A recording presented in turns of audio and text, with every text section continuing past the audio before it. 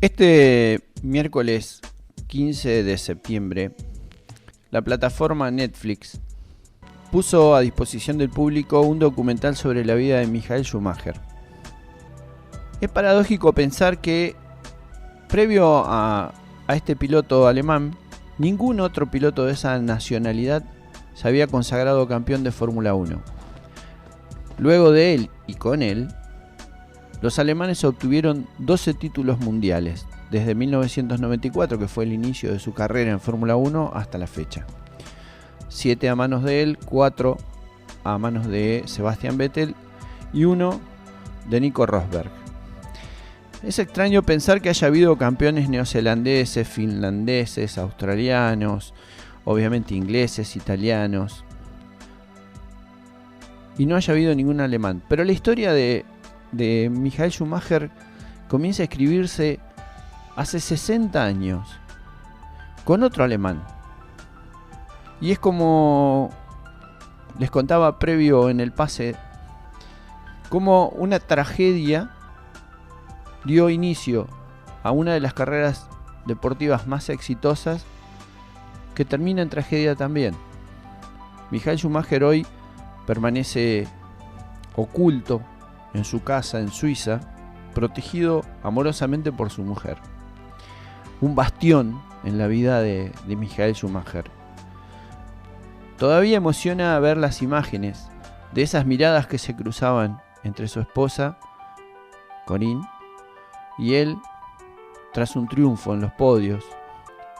Michael tiene actitudes contrapuestas a veces entre lo deportivo y lo personal.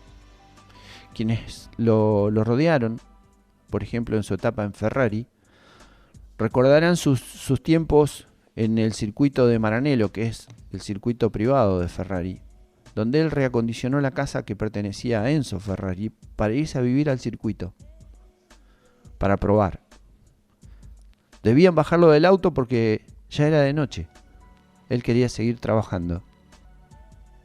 Y durante los interminables días de prueba, Michael en los espacios de descanso se sentaba junto a sus mecánicos, a quienes conocía a uno por su nombre.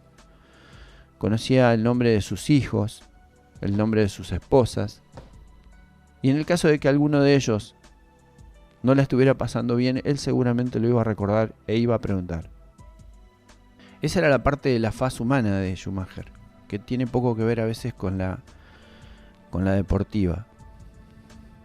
Y les decía que esta historia se empieza a escribir hace 60 años, cuando Wolfgang Graf Alexander Albert Eduard Maximilian Reichsgraf Berg von Trips nacía un 4 de mayo de 1928 y era el único hijo del conde von Trips, y como tal, el heredero legítimo de la dinastía. Sus antepasados forjaron sus raíces a lo largo de la orden teutónica y durante 1000 años mantuvieron una presencia constante y destacada en la historia militar y política, primero del Sacro Imperio Romano Germánico y luego de Prusia y del Imperio Alemán a las órdenes del Kaiser. La derrota tras la Primera Guerra Mundial, la caída del Kaiser Guillermo II y la llegada de la República de Weimar, relegaron a los von Trips de los primeros puestos de la administración nueva alemana, pero tampoco se complicaron a nivel económico. Wolfgang, como lo llamaban sus padres, tuvo una infancia feliz y llena de comodidades en Alemania. Luego de unos primeros años en Bonn, se mudaron al castillo familiar en Hemmersbach, cerca de Colonia. Tras dejar la actividad política, su padre fue uno de los grandes terratenientes de Alemania y empezó a administrar el negocio de la agricultura y la ganadería. Mientras el joven Wolfgang sufrió de poliomielitis, aunque por los recursos económicos de su familia se pudo curar y a los 14 años ya estuvo totalmente sano en medio de un país marcado ya por la Segunda Guerra Mundial. Pero aquella enfermedad, la polio, lo salvó de ser reclutado por las juventudes hitlerianas.